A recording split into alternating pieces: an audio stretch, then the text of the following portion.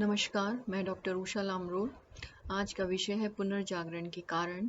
विद्यार्थियों, इससे पहले वाले वीडियो में आप पुनर्जागरण का अर्थ और उसकी विशेषताओं के बारे में जान चुके हैं। इस वीडियो में हम पुनर्जागरण के उदय के पीछे क्या कारण उत्तरदायी थे, उनके बारे में जानेंगे। पुनर्जागरण के उदय के पीछे पहला कारण जो उत्तरदायी था वह था धर्म युद्ध। जेरूशलम ईसाइयों का एक प्रमुख तीर्थ स्थल था जिस पर 1076 में तुर्कों ने अधिकार कर लिया था और इसी जेरूशलम को ईसाई पुनः तुर्कों से प्राप्त करना चाहते थे और इसीलिए ईसाइयों तथा मुसलमानों के बीच जेरूशलम को लेकर जो युद्ध लड़ा गया उसे हम क्रूसेड यानी धर्म युद्ध के नाम से जानते हैं। 1095 से लेकर 1270 ईस्वी तक 8 क्रूसेड लड़े गए।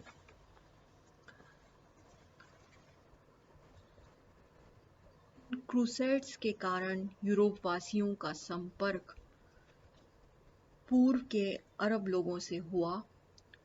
अरब लोगों ने यूनान तथा भारतीय सभ्यताओं के संपर्क से अपनी एक समृद्ध सभ्यता को विकसित कर लिया था और जब इनकी सभ्यता से यूरोपवासी उनके संपर्क में आए धार्मिक युद्धों के कारण, तो उन्हें नवीन जानकारी प्राप्त हुई। इन धर्म युद्धों ने भौगोलिक यात्राओं और भौगोलिक खोजों को भी प्रोत्साहित किया। धर्म युद्धों में भाग लेने वाले व्यक्ति जब नए लोगों से मिले तो उन्होंने उनसे नए विचार ग्रहण किए। मध्यकाल में सामान्यतः लोगों में यह विश्वास था कि व्यक्ति की इलौकिक तथा पारलौकिक जीवन की जितनी भी आवश्यकताएं हैं वह सब चर्च और ईसाई धर्म के माध्यम से ही पूर्ण हो सकती है। लेकिन नवीन अनुभव प्राप्त करके जो व्यक्ति लौटे थे उन्होंने इस विश्वास का खंडन किया। लोगों के मन में जो चर्च का जो अत्यधिक प्रभाव था वह धीरे धीरे कमजोर पड़ने लगा। अरस्तु के वैज्ञानिक ग्रंथ, अरबी यंत्र, बीज गणित,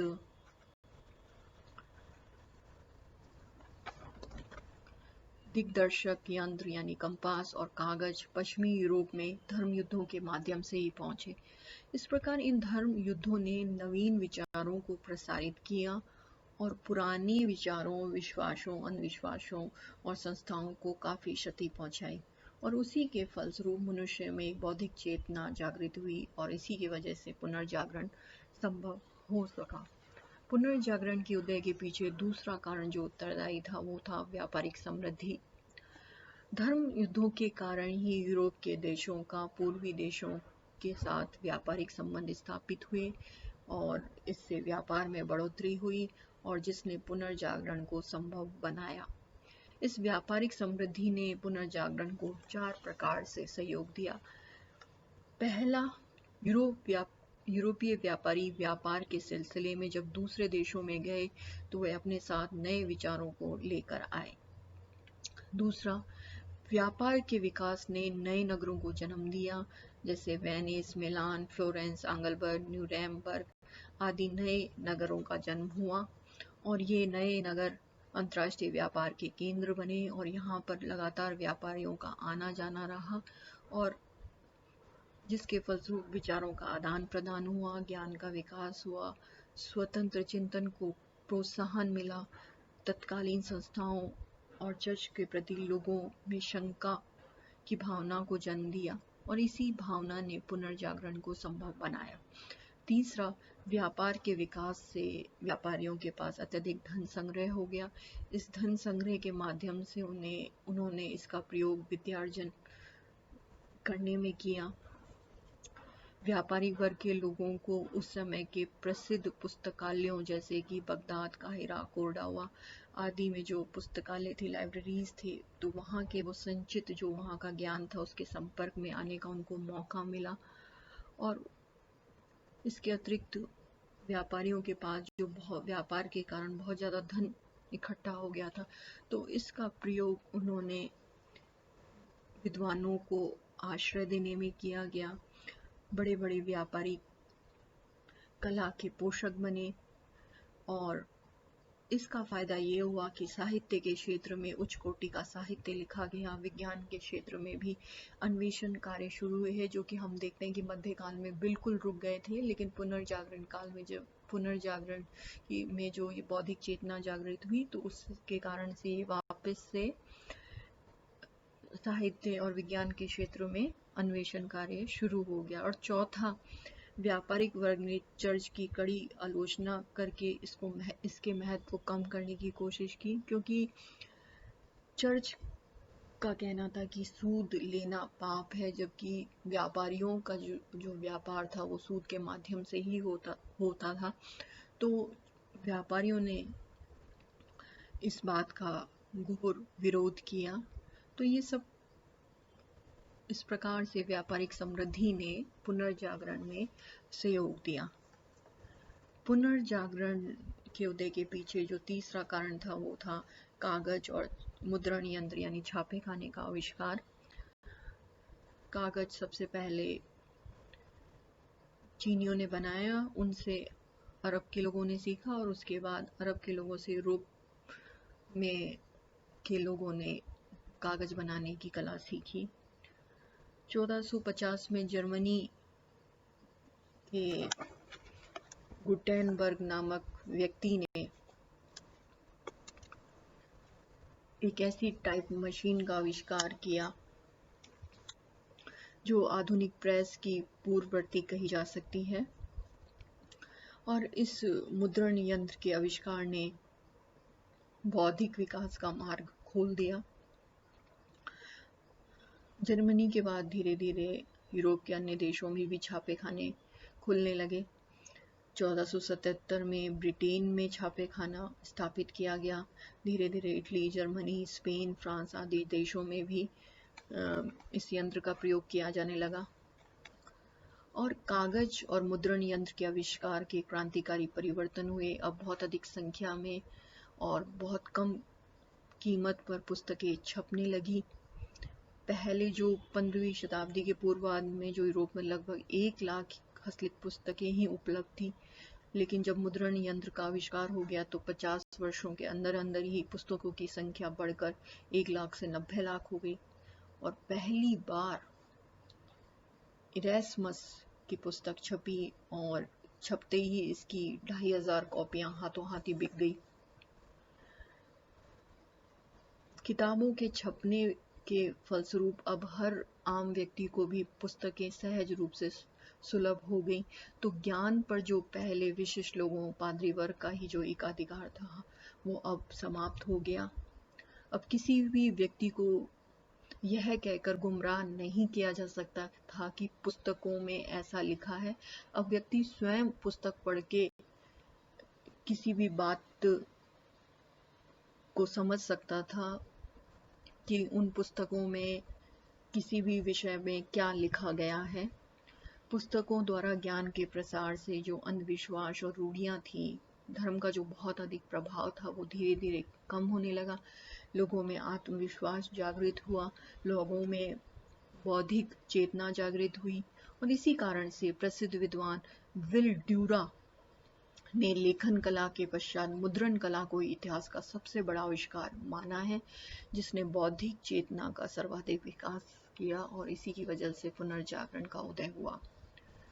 पुनर्जागरण के उदय के लिए चौथा कारण जो उत्तरदायी था वो था कुस्तुनतुनिया पर तुर्कों का अधिकार।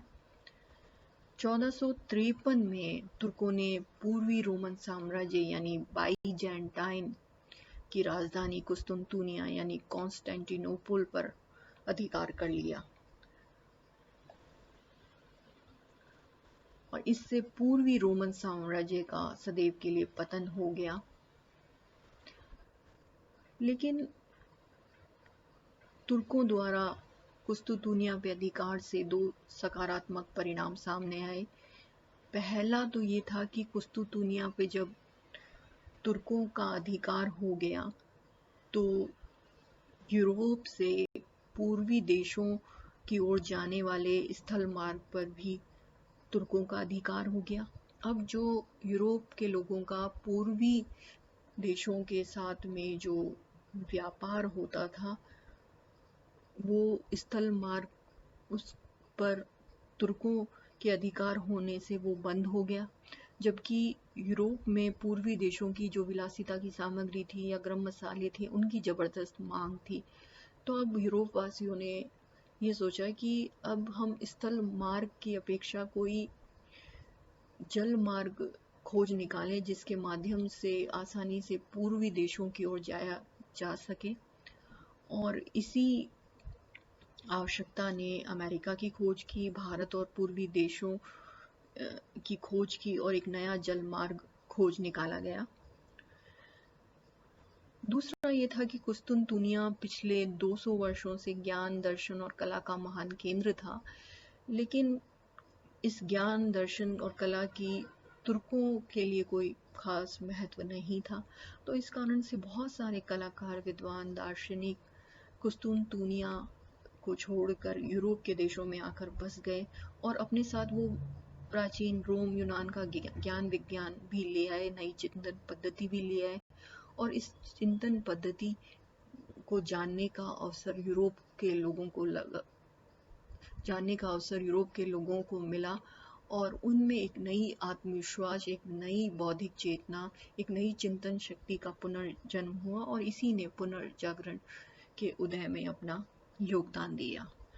पुनर्जागरण के उदय के पीछे अगला कारण जो उत्तरदायी था वो था मंगोल साम्राज्य का उदय। विशाल मंगोल साम्राज्य के उदय से भी पुनर्जागरण को प्रेरणा मिली।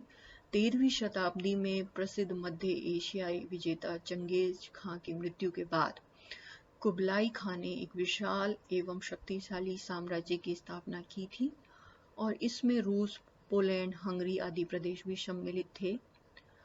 उसके दरबार में विद्वानों, धर्म प्रचारकों और व्यापारियों का आना जाना लगा रहता था।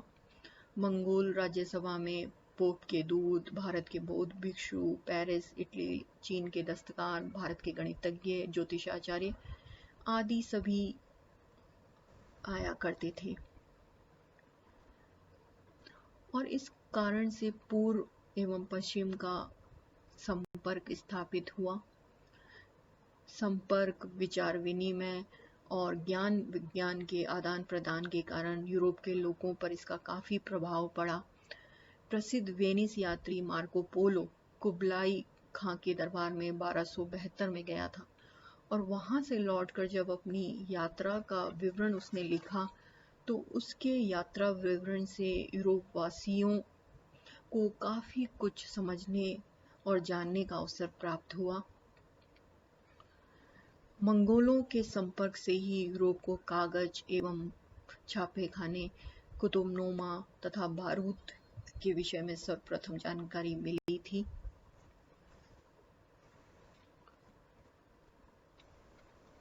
तो इस प्रकार मंगोल साम्राज्य का उदय भी यूरोप में पुनर्जागरण के उदय में